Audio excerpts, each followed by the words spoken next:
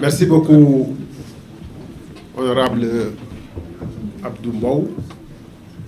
Mesdames, Messieurs de la presse, c'est toujours avec plaisir et gravité qu'on vous rencontre quand la situation l'exige. Et comme l'a précisé l'honorable Abdou Mbow, la situation et le mode de fonctionnement de l'Assemblée nationale du Sénégal, qui est un pouvoir autonome et indépendant, interpelle l'ensemble des députés de l'opposition, ce qui nous a amené à vous rencontrer aujourd'hui pour en parler. L'opposition parlementaire a décidé, pour une première dans notre histoire parlementaire, de boycotter les travaux de la plénière qui étaient initialement prévus demain 10 avril, mais qui, comme vous le savez, vient d'être reportée à une date ultérieure. En venant ici, nos deux présidents ou présidentes, coordinatrices du groupe des non-inscrits et présidente du groupe Takwalo, la collègue Aïssata Tall Sall, ont été saisis pour être informés du report à une date qui sera précisée par l'Assemblée nationale de la séance prévue demain.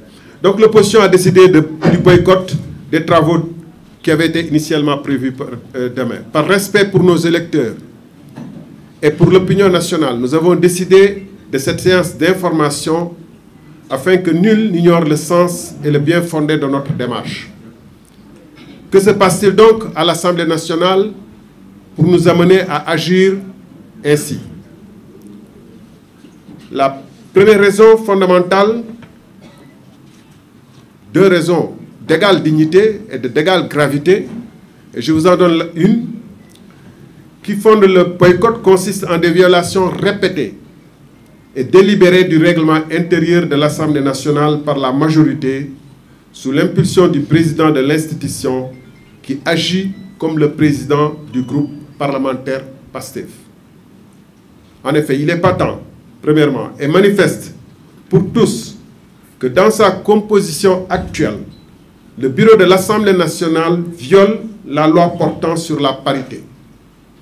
Que l'Assemblée nationale viole ouvertement les lois qu'elle vote est d'autant plus scandaleux que des conseils municipaux ont été contraints par la Cour suprême à se conformer à la dite loi après une première composition ne respectant pas la parité stricte.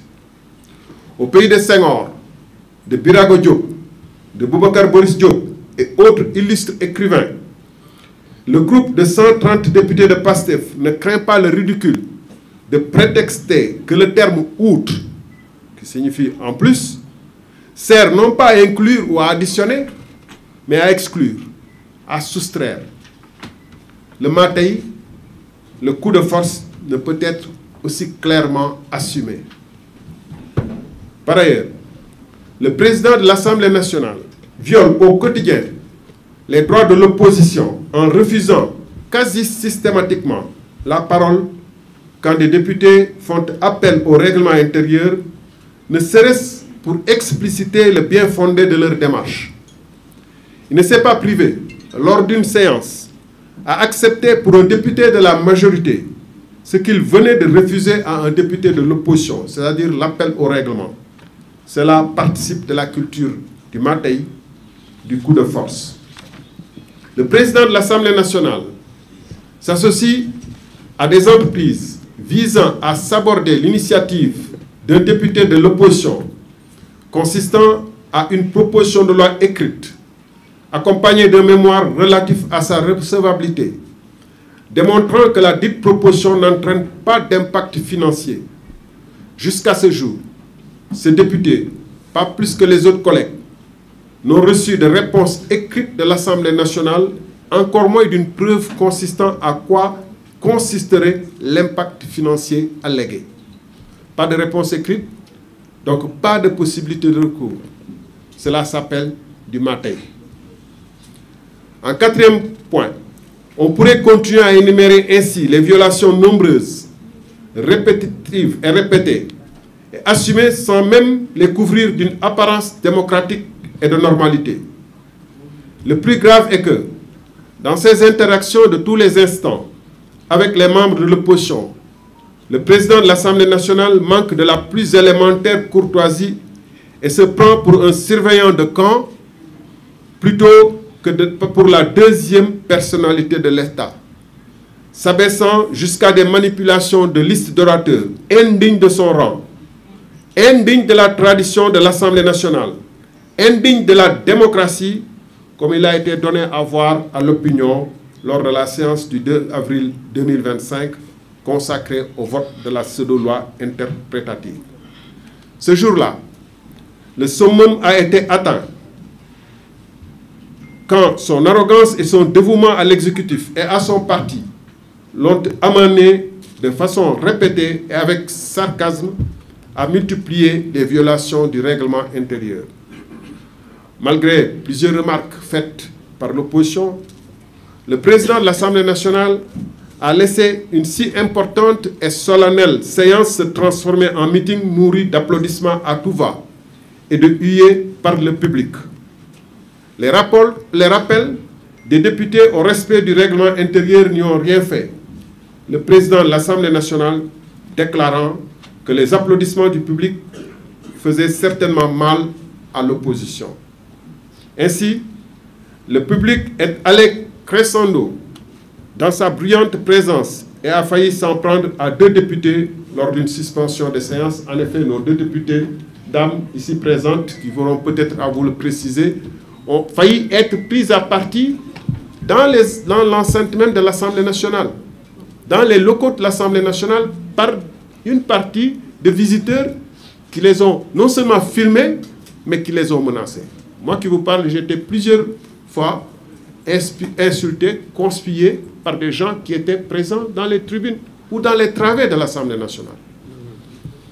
De surcroît, le président de l'Assemblée nationale, par ses commentaires intempestifs et désobligeants, viole de façon outrancière le règlement intérieur, car, comme le public invité, il ne lui est permis d'exprimer aucune position ni idée sur le débat, même de façon allusive.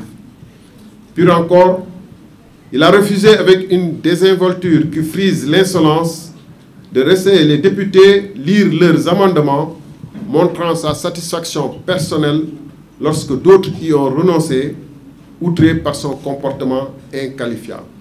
Cette attitude, jamais vue d'un président de l'Assemblée nationale depuis Lamine Gueye, le premier qui a ouvert une longue liste d'illustres présidents respectueux et respectés, n'honore pas l'Assemblée nationale du Sénégal, que pourtant le nouveau régime avait promis à une rupture conséquente.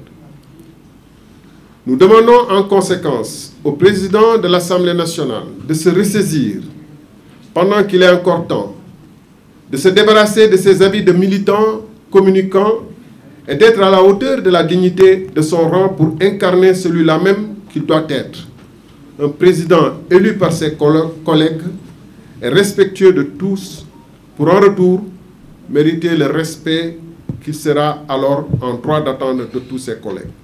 Au reste, le recul noté dans la marche de l'Assemblée nationale du Sénégal, à la place d'une rupture positive et transformatrice, trouve son illustration dans une soumission encore plus grande à l'exécutif, qui est illustrée par les sessions de questions d'actualité.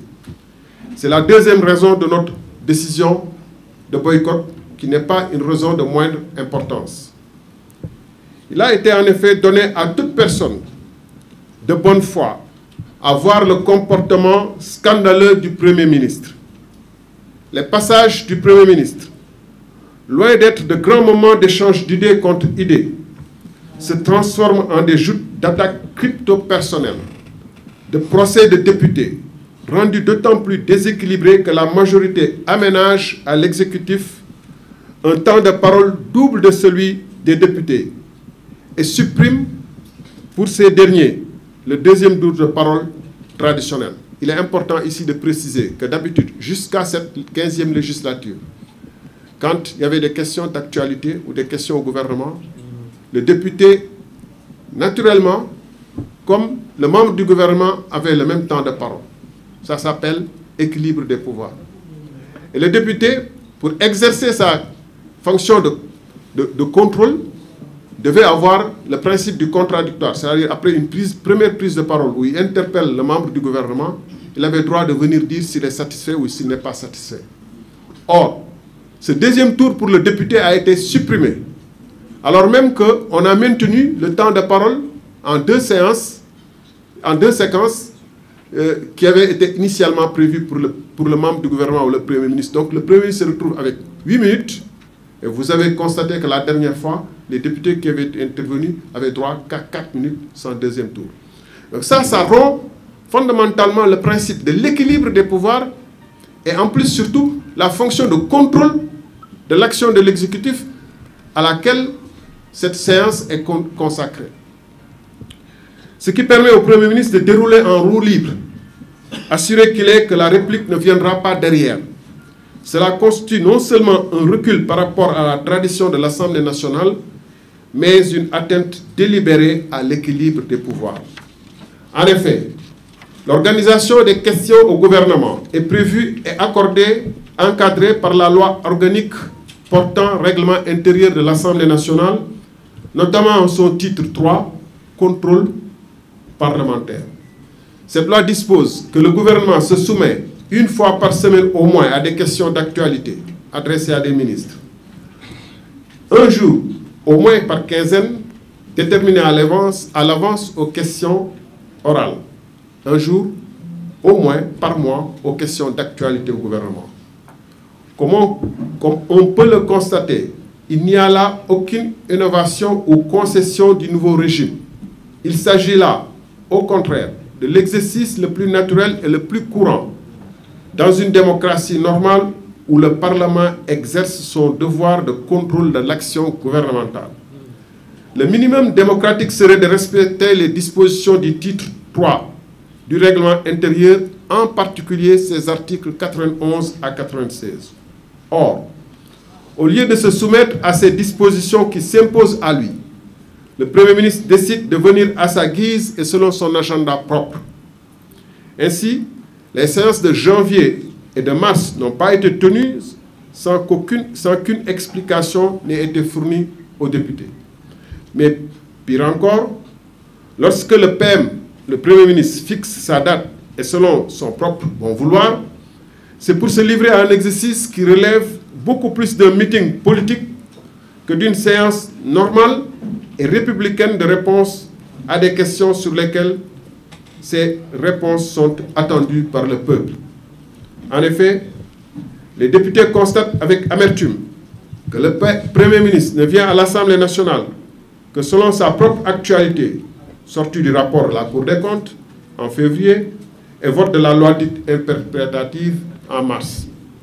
De surcroît, en lieu et place des réponses attendues, le Premier ministre se livre à une véritable séance d'invectives, d'injures et de menaces des députés sans que ces derniers n'aient la possibilité de lui répondre, puisque la réglementation ne leur donne plus droit à la parole après leurs questions. Les députés refusent dès lors qu'un exercice parlementaire du plus grand sérieux, régi et encadré par les textes, tourne à une nauséabonde séance de meeting politique où eux sont réduits en spectateurs. Ils refusent en conséquence, pour le respect qu'ils doivent à l'Assemblée nationale, deuxième institution de la République, symbole par excellence de la démocratie représentative, de s'associer à cet affaissement délibéré voulu par le Premier ministre, mais en complicité avec le président de l'Assemblée nationale, donc l'affaissement de cette véritable et noble institution. En effet, le Premier ministre n'a jamais fait mystère de peu de respect qu'il voue à l'Assemblée nationale, voir ses déclarations sur les petits députés devant lesquels il refusait de comparaître lors de la levée de son immunité parlementaire.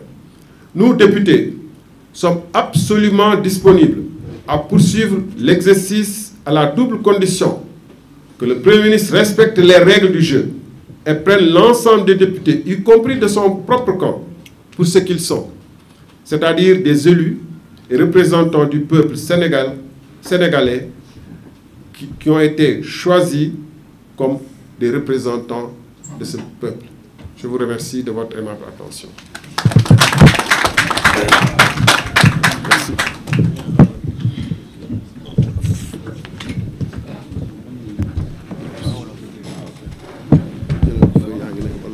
Non, garaawul maa ngi am naa ko.